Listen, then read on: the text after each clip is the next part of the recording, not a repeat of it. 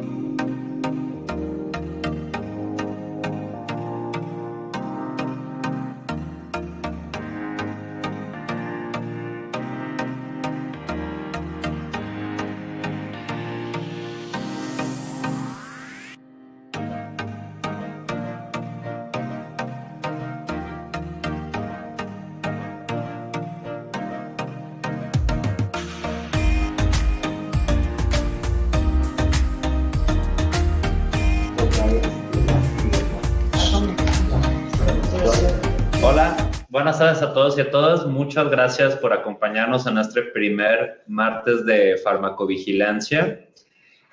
Para el comisionado federal, recuperar el tema de la farmacovigilancia es un punto fundamental.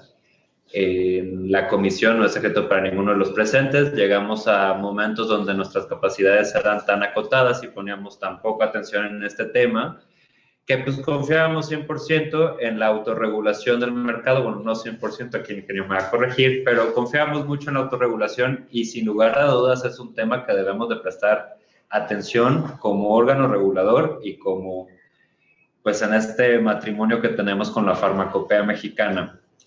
Me encantaría pasar la palabra al ingeniero Alasancha, al igual que yo, también tiene doble gorra en COFEPRIS. Por un lado es responsable de la farmacopea y por otro lado tiene diversas funciones en nuestra institución. Entonces, ingeniero, me encantaría escuchar unas palabras sobre nuestra sesión inaugural. Muchas gracias a todos. Bienvenidos a este primer martes de farmacovigilancia. Tendremos reuniones mensuales en donde trataremos de presentar a ustedes los temas más sustantivos del quehacer del Centro Nacional de Farmacovigilancia.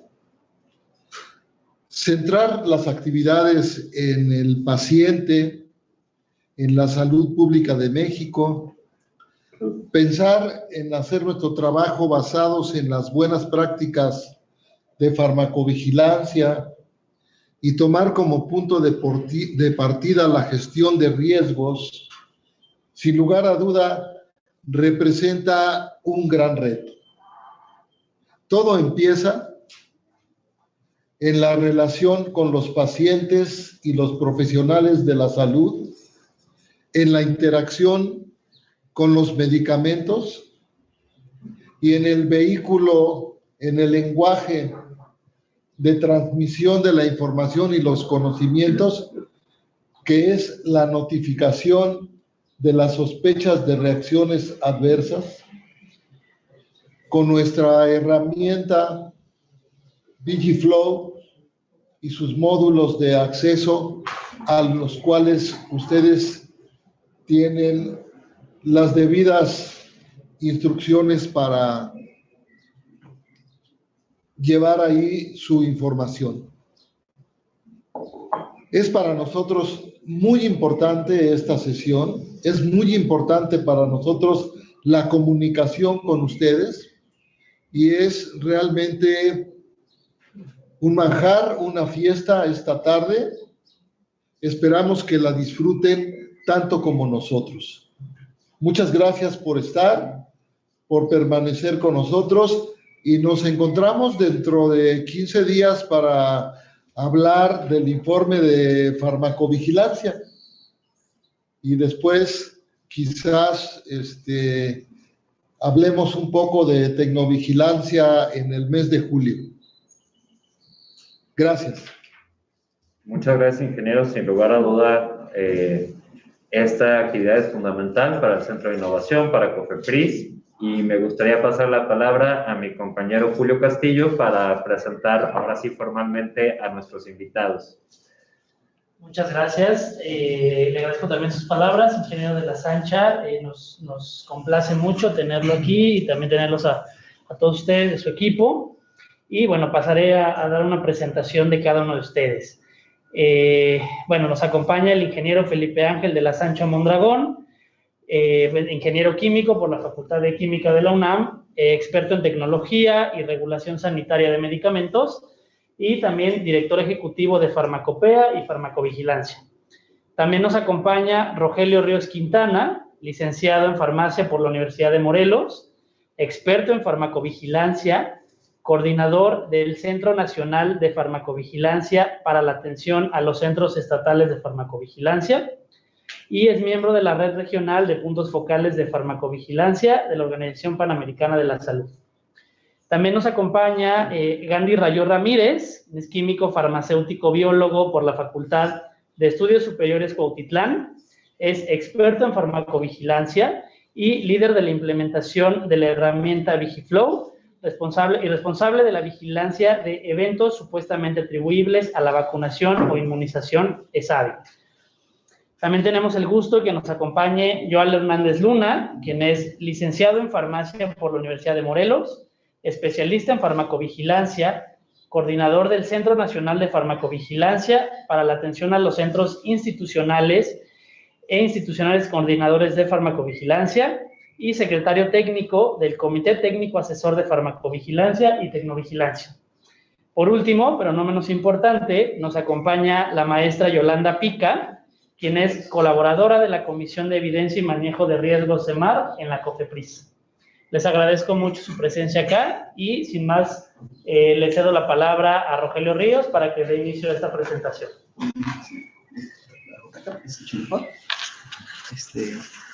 Hola, ¿qué tal? Muy buenas tardes. Antes de empezar con mi presentación, me gustaría agradecerles por su presencia. Esperamos que los temas que hemos preparado para ustedes el día de hoy puedan ser útiles y que al final de esta presentación ustedes también cuenten con las herramientas suficientes para poder llevar a cabo la retroalimentación a sus debidos profesionales de la salud en su ámbito de competencia. Les quiero comentar también que el objetivo que estamos persiguiendo con la farmacovigilancia y que hemos puesto en marcha es la de contar en el mercado con medicamentos que garanticen que cumplen con un perfil de seguridad aceptable. Por lo tanto, vamos a estar haciendo revisiones de estos perfiles de seguridad de los medicamentos que actualmente se encuentran disponibles en el mercado, con la finalidad de que aquellos que no estén cumpliendo con un perfil aceptable se lleven a cabo las medidas de seguridad correspondientes, las acciones de minimización de riesgos que pueden ser un impacto desde la IPP o algunas otras acciones, hasta la cancelación de aquellos registros que demuestren que tienen un perfil de seguridad desfavorable.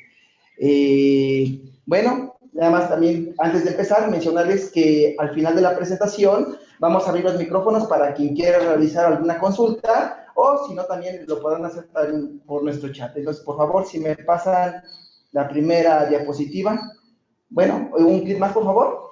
Eso es hablar un poquito de los antecedentes de la farmacovigilancia. Como ustedes ya sabrán, la farmacovigilancia inicia en los años de 1960, ¿no?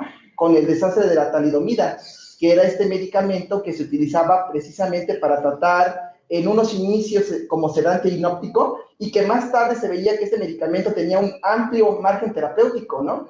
Es más, a dosis altas por largos periodos, la única reacción adversa que se presentaba era el problema de constipación leve, la cual se revertía cuando se quitaba el medicamento. Entonces, evoluciona el medicamento y se determina que también tiene efecto terapéutico para las náuseas y el vómito durante el embarazo. Esta acción, más el amplio perfil terapéutico que tenía, pues le permitió obtener un registro para la indicación de náusea y vómito durante el embarazo, creyendo que efectivamente era un medicamento seguro. Pero ¿qué vamos a encontrar con la historia? Que no, que por desgracia estos medicamentos generaban lo que se llamó la era de la talidomida o la focomeria, que eran estas malformaciones teratogénicas que se presentaban en los bebés de las mamás que habían consumido este medicamento y que no permitían crecer ni el músculo ni el hueso en las extremidades tanto inferiores como superiores. Y encontramos que en algunos casos había sido tan grave las malformaciones que impedían como tal la vida, la compatibilidad con la vida, ¿no? Entonces hubo muchos fetos que no alcanzaron a vivir precisamente por malformaciones de la talidomida. 5 años después, ¿qué se descubre? Que más de 3,000 casos de focomeria se habían presentado a nivel mundial, ¿no? Entonces, esto genera la primera alerta a nivel internacional de decir, necesitamos contar con medicamentos que sean más seguros y crea la necesidad de contar con un programa internacional de monitoreo de los medicamentos. Es importante mencionar que este no fue un hecho aislado. También tenemos una gran cantidad de casos graves asociados al uso de los medicamentos que dejaron al descubierto que los medicamentos, además de curar, también podrían generar un riesgo, ¿no? No hay que olvidar las muertes del elixir de sulfonamida que tenía dietilglicol, el cual generó más de 100 muertes a nivel internacional y que el mismo caso lo volvimos a revivir en Panamá. Bueno, entonces todos estos hechos dieron la necesidad de contar con un programa internacional de monitoreo de los medicamentos, el cual se crea en los años de 1968 y que tiene como principal objetivo recabar todas las notificaciones de los países miembros, analizar la información y a su vez retroalimentar a los países sobre los riesgos asociados a los usos de los medicamentos. En esos inicios empezaron con 10 países miembros y actualmente se encuentran con más de 140 países. La que sigue, por favor. Bueno, aunque la farmacovigilancia en México inicia desde 1989 con la obligación de los titulares del registro sanitario de reportar todas las reacciones adversas que se presenten con el uso de sus medicamentos, no es hasta 1999 cuando México se vuelve parte de este programa internacional del monitoreo de los medicamentos. En ese entonces, México fue el país número 64.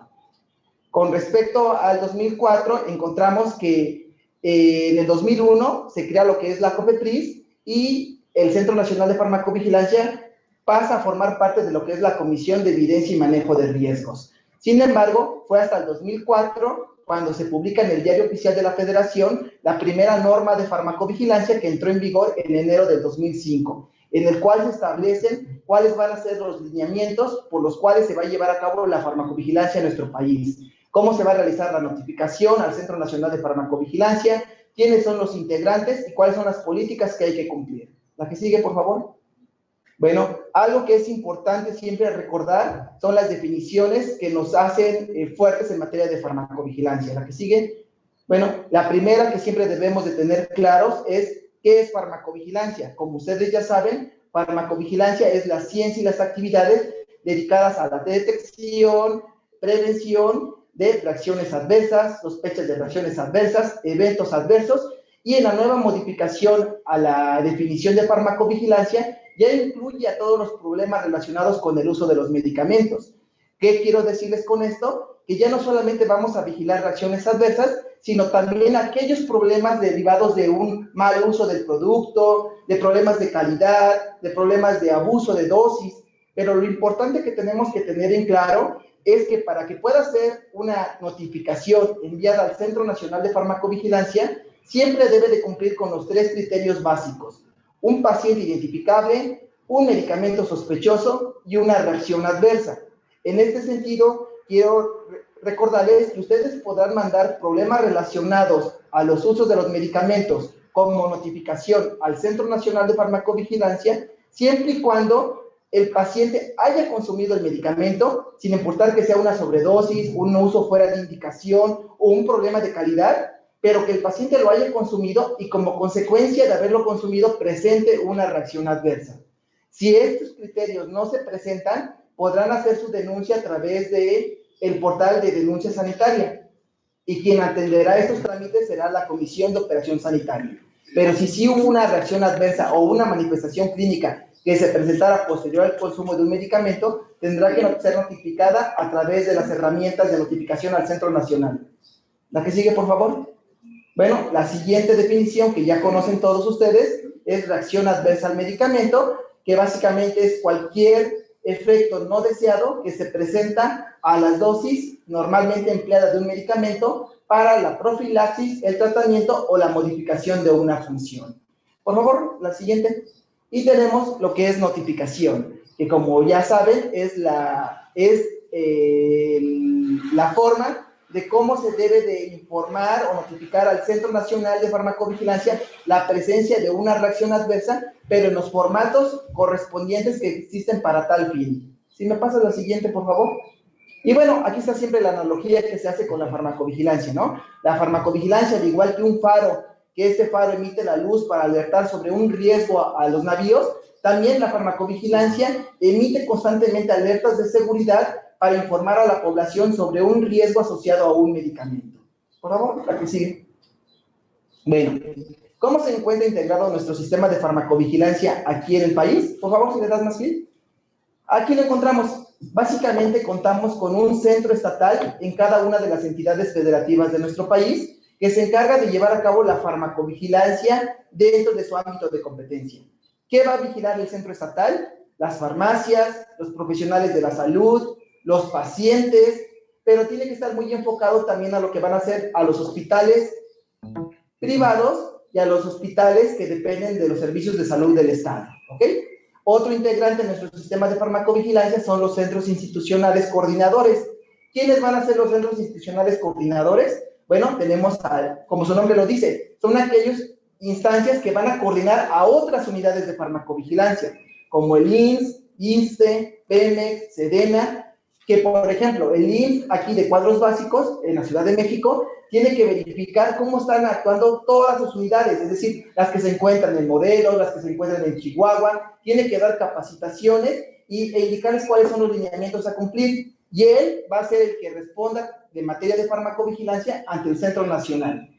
Luego tenemos los centros institucionales, que ellos van a ser básicamente todos aquellos que pertenecen a la coordinación de institutos de salud y de centros de hospitales regionales de alta especialidad. ¿Quiénes van a ser un centro institucional? Bueno, los institutos nacionales como de pediatría, cancerología, cardiología, entre otros, los hospitales regionales de alta especialidad como el de León, como el que se encuentra en Yucatán, en Iztapaluca, y también los hospitales de referencia como el Juárez. ¿Ok? Luego, todos estos integrantes van a utilizar como herramienta de notificación lo que es VigiFlow, que ya ustedes tienen conocimiento de esto, ¿no? Es una herramienta que permite captar la información en una manera estructurada, utiliza Medra, utiliza el diccionario de medicamentos y que permite un adecuado y rápido análisis de la información. Pero también tenemos otra herramienta que se llama e-reporting, que está disponible en nuestra página de COFEPRIS para que puedan hacer también la notificación a través de esta herramienta. ¿Quiénes pueden utilizar esta herramienta? Pues básicamente nosotros esperaríamos que solamente lo utilizaran los pacientes, pero también lo pueden llegar a utilizar algunos profesionales de la salud. Aquí la obligación tanto de los centros institucionales coordinadores como de los centros estatales es que ese profesional de la salud no reporte por esta vía, sino que sean ustedes quienes capten a este profesional y permitan el envío a través de VigiFlow, porque e-reporting es un formato mucho más amigable, más fácil de llenar, pero no viene en campos estructurados y por lo tanto el análisis de la información se vuelve más complicado, ¿no? Y por último tenemos el papel que sigue siendo nuestro formato oficial, pero que únicamente podrá ser utilizado por el paciente. Y aquellos que revisen la norma podrán encontrar que el papel estamos tratando de que no sea una notificación, sino un informe. Es decir, que a través del papel, el paciente podrá notificar a cualquiera de los otros integrantes. para que se utilicen los medios electrónicos y sea así como lleguen al Centro Nacional de Farmacovigilancia. ¿La que sigue, por favor? Aquí les quiero mostrar cómo ha sido la gráfica de recepción de notificaciones de reacciones adversas desde los inicios de la farmacovigilancia, ¿no? Como podrán observar, en el 2016 empezamos a tener incrementos bastante altos en el número de notificaciones. Para poder ser miembro del Programa Internacional de Monitoreo de los Medicamentos, tenemos que cumplir con estándares mínimos de notificación, que son 200 notificaciones por millón de habitantes. En México tendríamos que estar cumpliendo con 25,000 notificaciones por año para dar cumplimiento a este requisito. Si pueden observar en mi gráfica, desde el 2013 ya se estaba cumpliendo este requisito. Y hemos incrementado, ¿no? Lo más alto que tenemos ahí son 59,000 notificaciones. Después del 2019 llegó la implementación de nuestra nueva herramienta. Nos unimos a las mejores tecnologías para brindar los mejores servicios, ¿no? En este caso, VigiFlow, y podemos observar que hay un decremento en el número de notificaciones, como lo pueden observar, pero esto no se debe a un desistimiento de la farmacovigilancia. Lo que quiero dejarles claro en esta gráfica es que en las bases de datos que teníamos para captar información previas a VigiFlow, los seguimientos se contaban como notificaciones nuevas. Y este nuevo sistema de VigiFlow no nos permite esto. Es por eso que ven una disminución en el número de reportes. No es que hayamos recibido menos notificaciones, sino que con VigiFlow ya no nos permite cargar los reportes de seguimiento como notificaciones nuevas, ¿no? Espero que quede claro esto. Nada más como ejemplo rápido mencionaría que si en el 2017 recibíamos una notificación y 3 seguimientos, nuestro sistema lo contaba como 4 notificaciones. Y ese mismo caso en VigiFlow nos cuenta una notificación con 3 seguimientos. Nada más mencionarles que ya tenemos un acumulado de 534,911 reacciones adversas hasta el mes de mayo. La que sigue, por favor. Bueno, esta gráfica siempre la he mostrado. Un objetivo que estamos persiguiendo el día de hoy es que las notificaciones, en su mayoría, provengan directamente de los centros estatales, centros institucionales coordinadores y centros institucionales. Actualmente, el comportamiento de las notificaciones se presenta como lo pueden ver en esta gráfica. El principal notificador de reacciones adversas es la industria químico-farmacéutica. En color verde podrán ver también lo que son los estudios clínicos, que también dependen de la industria químico-farmacéutica. Entonces, podemos dar un ejemplo de que del 60 al 70% de información que se encuentra registrada en nuestra base de datos corresponde a la industria químico-farmacéutica. ¿Y cuál es el problema con esto? Bueno, muchas veces se ha mencionado en diversos foros también, tanto nacionales como internacionales, que no podemos dejar la seguridad de los medicamentos en los fabricantes, ¿no? Porque no se puede ser juez y parte. Aunque muchas empresas están comprometidas con la ética y con la seguridad de la población, nos hemos encontrado a lo largo de la historia que muchas veces esto no se cumple. Ejemplo claro, tenemos los casos de problemas cardiovasculares con los inhibidores selectivos de la COX-2, donde los titulares no reconocían en primeras instancias que sus medicamentos eran un factor de predisposición para problemas cardiovasculares. Y no fue hasta varios años después, con evidencia sólida, que aceptaron que efectivamente generaban mayor riesgo que beneficios y que tuvieron que ser retirados del mercado internacional. No quiero dejar de pasar también el caso más reciente de la nimesulida. La nimesulida, que fue un medicamento que fue retirado por problemas a nivel hepático, y cuando solicitamos a los titulares llevaron a cabo la cancelación de su registro por un daño hepático, muchos externaron que ya conocían este riesgo y que estaban esperando indicaciones para hacer el retiro. Pero aquí no podemos hacer esto. Si realmente los titulares hacen una adecuada farmacovigilancia, ellos, sin tener que tener una indicación por parte de COFEPRIS, tendrían que haber llevado a cabo el retiro de sus productos.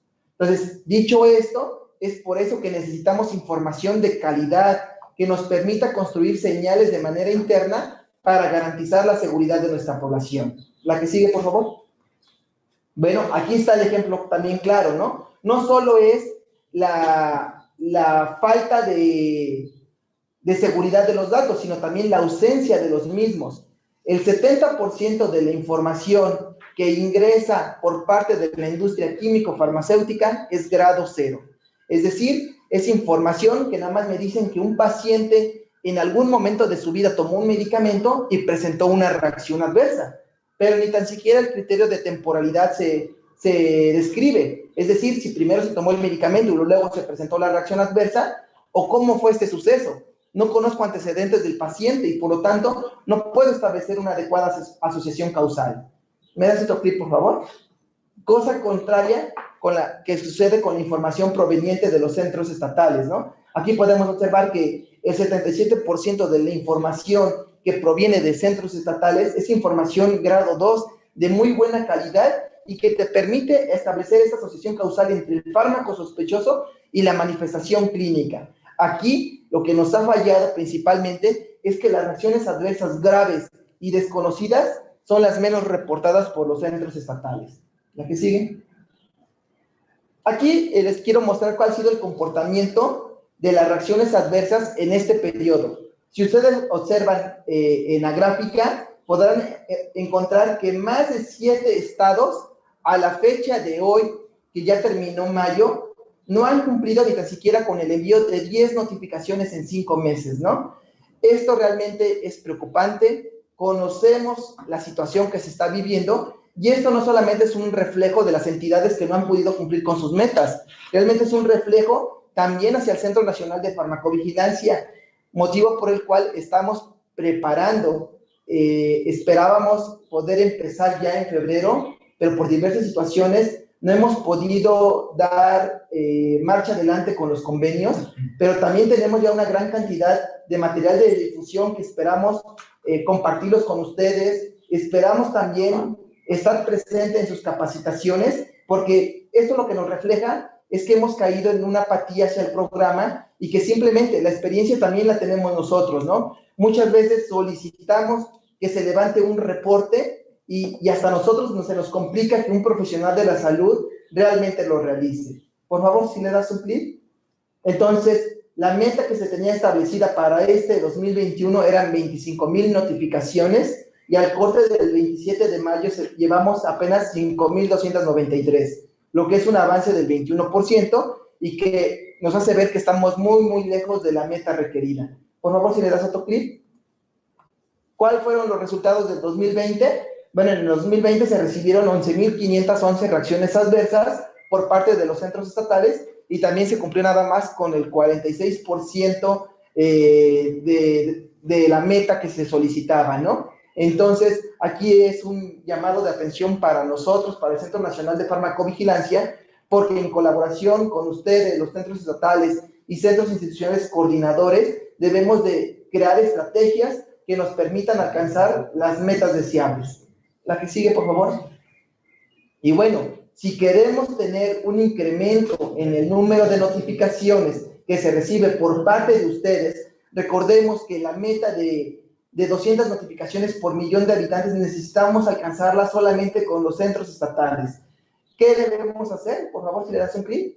Pues romper ese círculo de la infranotificación, que ustedes lo conocen bastante bien, ¿no? Es decir, ¿por qué el profesional, por qué no se lleva a cabo el reporte de las reacciones adversas, que está centrado en esto, ¿no? La complacencia de creer que los medicamentos que ya están en el mercado realmente son seguros porque pasaron por pruebas de estudios clínicos, ¿no? Cuando sabemos que no es así. La mayoría de los medicamentos se conoce su perfil de seguridad hasta que estos han estado mínimo 4 años en el mercado por las características de los estudios, ¿no? No conocíamos cómo era su uso en mujeres embarazadas, población pediátrica, población adulta mayor, con comorbidades, interacciones medicamentosas, entre otras.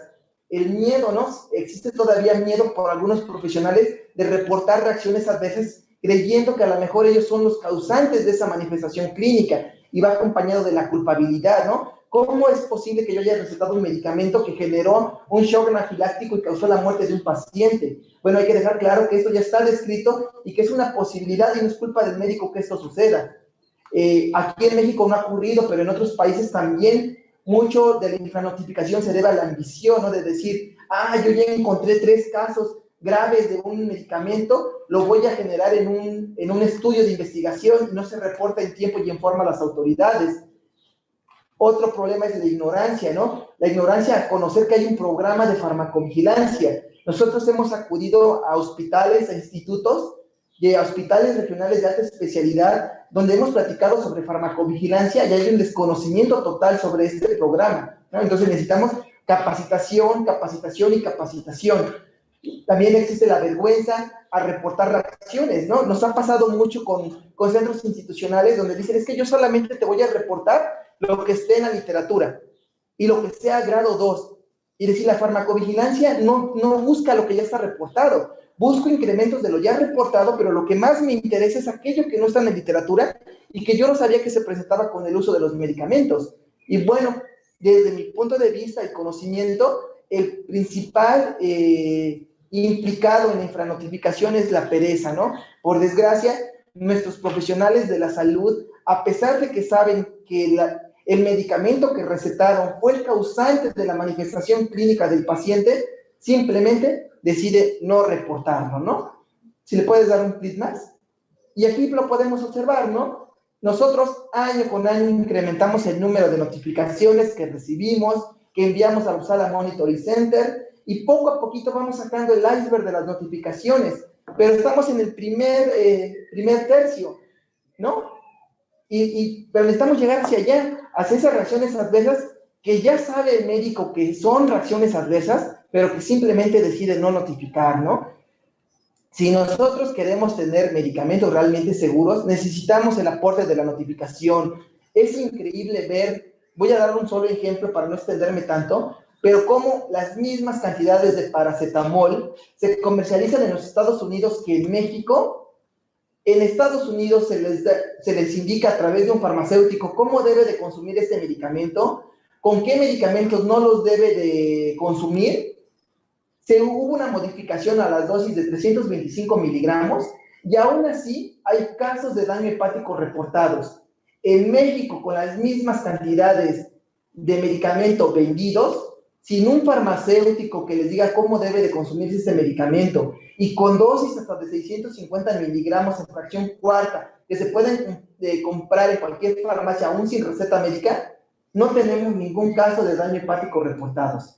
Entonces aquí necesitamos realmente llevar a cabo una farmacovigilancia efectiva para ver si efectivamente existe una infranotificación o bien si tenemos algo en nuestro genoma que nos haga inmunes a las reacciones adversas, ¿no? Porque no puede ser posible que se siga presentando esta situación.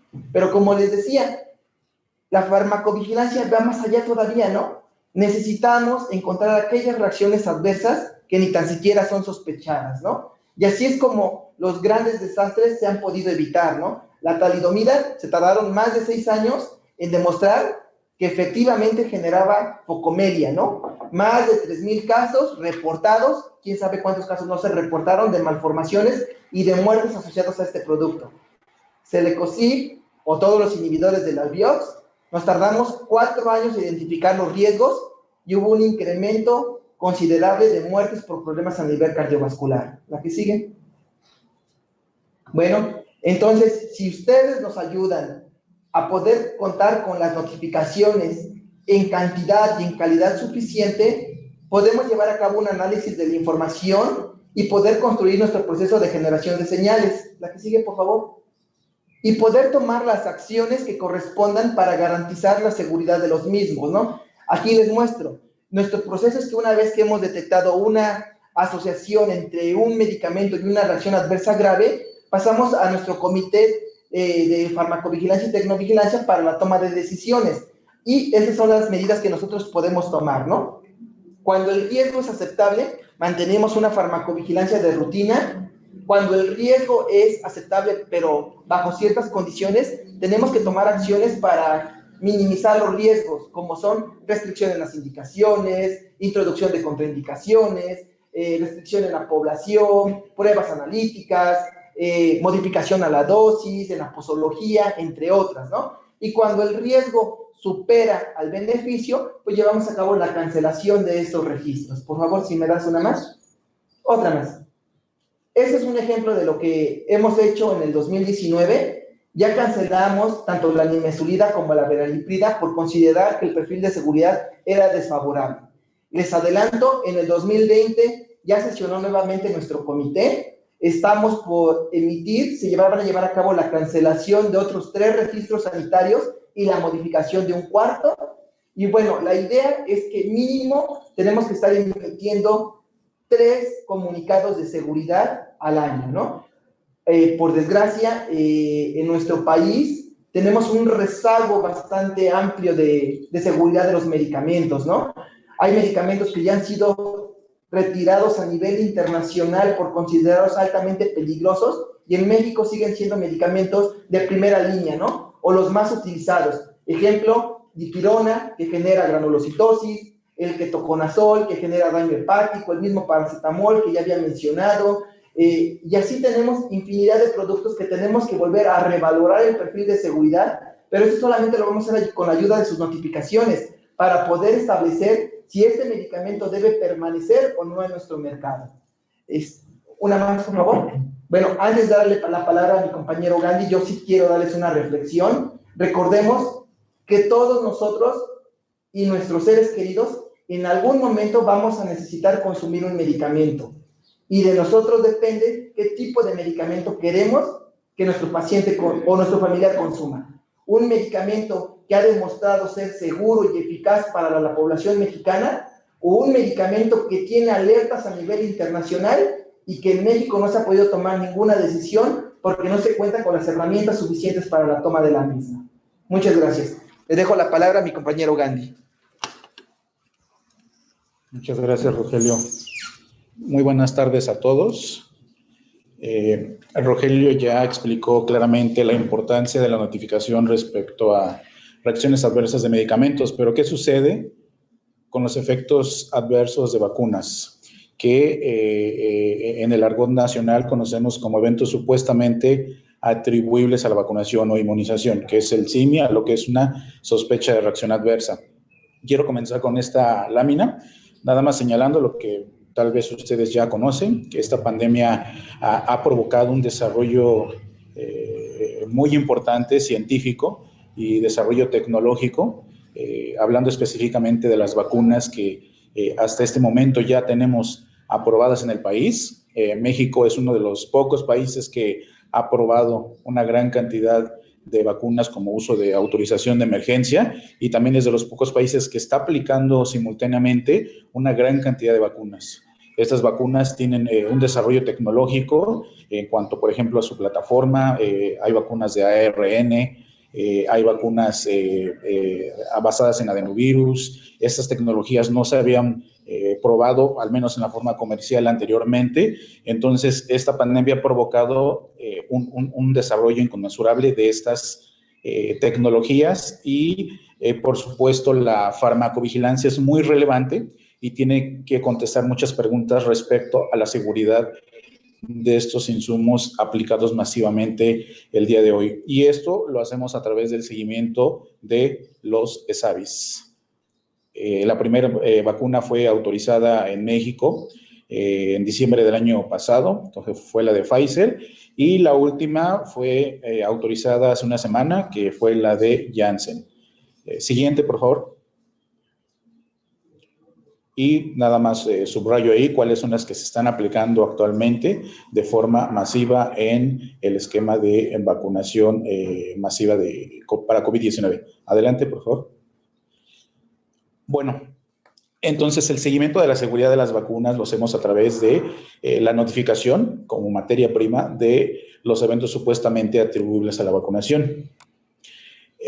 Para esta actividad, no solamente la autoridad reguladora es la responsable de hacer esta vigilancia epidemiológica. Participan la Dirección General de Epidemiología, el ente nacional que lleva a cabo el programa de vigilancia epidemiológica en el país, y el Centro Nacional para la Salud de la Infancia y la Adolescencia, quien se encarga de las políticas nacionales de vacunación. Tenemos que tener una articulación entre las 3 instituciones para llevar efectivamente este seguimiento de los ESAVIS. Esto ha dado buenos resultados. Pueden ver en la gráfica de la izquierda el incremento en la participación, comunicación y reporte de los ESAVIS. En 2004 tuvimos alrededor de 180 reportes. y para 2019 hubo un incremento, de alrededor de 1.500%. Pero, como pueden ver en la gráfica de la derecha, no se compara en nada con las notificaciones que hemos recibido solamente de vacunas COVID-19, que hasta el corte del día 30 de mayo representan 20.190 notificaciones, de las cuales solamente el 2% fueron clasificadas como graves. Y la pregunta es, ¿esas notificaciones son suficientes? ¿Debemos de preocuparnos por este número? Y la realidad es que, ya lo mencionó Rogelio, la infranotificación juega un papel en contra en la vigilancia pasiva. Entonces, si consideramos el número de dosis administradas de vacuna COVID-19 hasta el día 30 de mayo, que son alrededor de 30.48 millones de dosis, pues este número no representa absolutamente nada. Significa que solamente el 0.06% de los vacunados han hecho una notificación a la Dirección General de Epidemiología. Siguiente, por favor. Bueno, y hablando de la participación de las 3 instituciones en este seguimiento de los ESAVIS, además de las normas oficiales mexicanas que lleva cada institución, tenemos documentos técnicos en donde abordamos el proceso operativo de los ESAVI, desde su detección hasta su seguimiento y clasificación de causalidad. En principio tenemos el manual de ESAVIS, que fue publicado en el año 2014, que sigue vigente, y donde se describen las actividades y responsabilidades de cada una de las instituciones, como de sus niveles operativos. Pero con el inicio de esta pandemia y el inicio de la vacunación para COVID-19, fue necesario hacer una actualización en el proceso de notificación epidemiológica de las vacunas COVID-19. Por tanto, se hizo una actualización en las responsabilidades de la Dirección General de Epidemiología y toda su estructura nacional, estatal y jurisdiccional, que se vio reflejado en la publicación de un manual en donde extrajo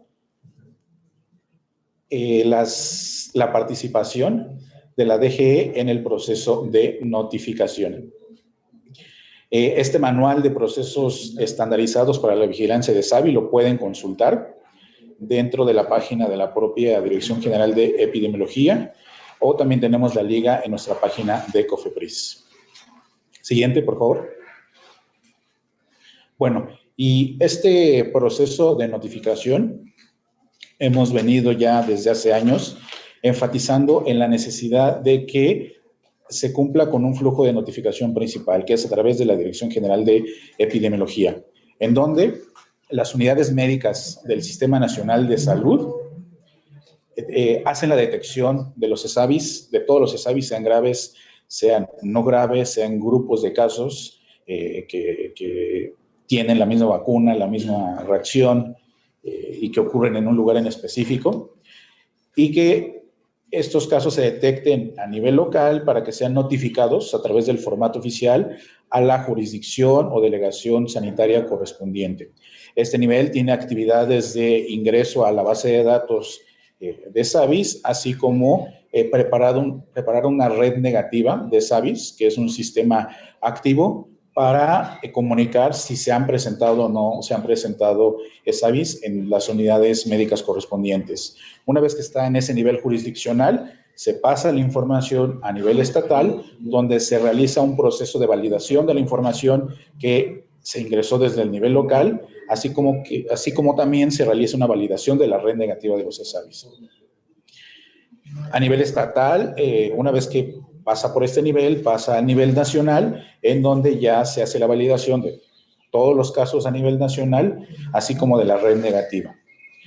Es importante señalar aquí que los casos graves, los clasificados como graves porque cumplen uno de los criterios específicos de gravedad, son investigados clínica y epidemiológicamente.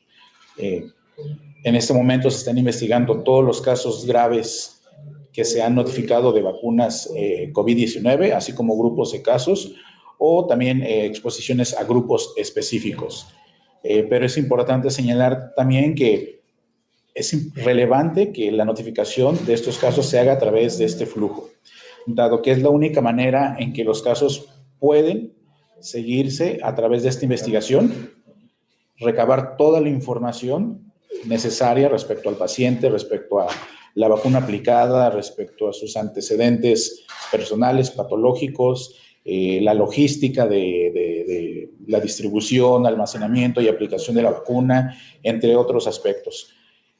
Estos casos, una vez que concluye la investigación, son llevados a un comité nacional de expertos que tiene la atribución de establecer la relación causal entre el evento y la vacunación, descartarla y emitir recomendaciones al respecto. Siguiente, por favor. Pero sabemos que no todo se notifica a través del Sistema Nacional de Salud. El Centro Nacional de Farmacovigilancia, a través de su estructura, puede recibir también notificaciones de SAVI y, sobre todo, notificaciones de la industria farmacéutica. Esas notificaciones las recibimos nosotros, las evaluamos y se las compartimos a las otras dos instituciones a nivel nacional. La participación de las unidades de farmacovigilancia, de los centros estatales, centros institucionales y los centros institucionales coordinadores de farmacovigilancia es muy relevante en la detección, pero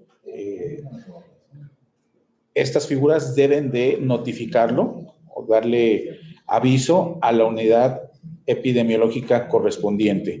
No debe de utilizarse, en este caso, la plataforma VigiFlow por parte de ellos para hacer la notificación, ya que estaríamos duplicando lo que por un lado recibimos de la Dirección General de Epidemiología y lo que recibiríamos de estos centros estatales, institucionales y coordinadores. El Centro Nacional es el encargado de, una vez que tiene esta base de datos nacional, hacer la última validación para enviar la información a la Organización Mundial de la Salud. Y como resultado, la Organización Mundial de la Salud, a través de UPSALA, realiza reportes analíticos con toda la información que han compartido todos los países que colaboran con el envío de reportes de SAVI. Siguiente, por favor. Bueno, específicamente hablando de lo que está sucediendo para COVID-19, pues saben que las unidades de vacunación, una vez que se presenta el que se va a vacunar, hay un periodo de observación de 20, 30 minutos en donde el objetivo principal es detectar algunas reacciones de hipersensibilidad o en raros casos de anafilaxia para dar atención inmediata en ese caso y hacer el reporte correspondiente. Pero no significa que todo lo que no se detecte en esos 30 minutos no va a ser un ESAVI. El vacunado puede llegar a su casa, puede experimentar algún ESAVI después de algunos días y también va a ser denominado como ESAVI. En esta situación, la recomendación es que el paciente acuda a su unidad médica más cercana, en principio para que se le dé atención médica, sobre todo en los casos graves, y que se realice la notificación correspondiente para que epidemiológicamente se haga una validación de la información y se envíe a la Dirección General de Epidemiología. Siguiente, por favor. Les presento el formato oficial que se tiene que seguir para hacer la notificación de los ESAVIs. Fue actualizado el pasado 17 de diciembre del 2020 por las 3 instituciones y recaba la información importante para hacer la notificación e investigación epidemiológica. Siguiente, por favor. La participación de los pacientes es muy relevante. Para ellos, además de llevar su notificación por la vía epidemiológica, existen otras vías como e-reporting, que ya lo mencionó Rogelio. Siguiente. También hemos recibido notificaciones de correo electrónico y próximamente tendremos una plataforma específica de e-reporting para vacunas, que estamos en proceso de pilotaje. Siguiente. Y ya, adelante. Adelante.